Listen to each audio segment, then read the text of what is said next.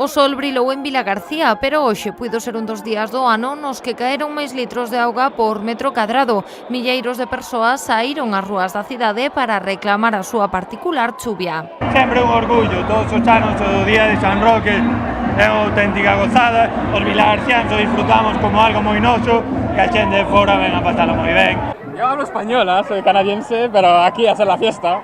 Hoxe é o sentimento de todos os vilagarciáns e os visitantes. Santo Roque, viva San Roque! Hoxe a vila estivo completamente paralizada, pero para moitos a festa xa arrancou onte pola noite, aproveitando a véspera do Día Grande de San Roque. De Vilagarcía para el mundo, la fiesta del agua, retransmitiendo. Ahí estamos, 2017.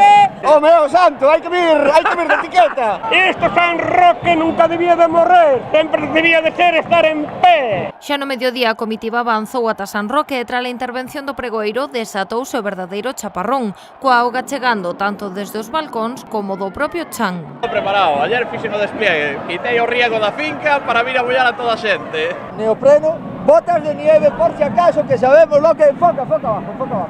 Botas de nieve, y capa por si cuando cae el chaparrón, ya está, limpio. Con la fiesta a tope. Espectacular. Hay que promocionar un poquito más la procesión y no tanta fiesta. Nos temos que tocar, porque sen nós non hai festa de auga. Nos temos que levar ao santo a capilla de San Roquiño. O triunfo que non falte, a tradición todos os anos.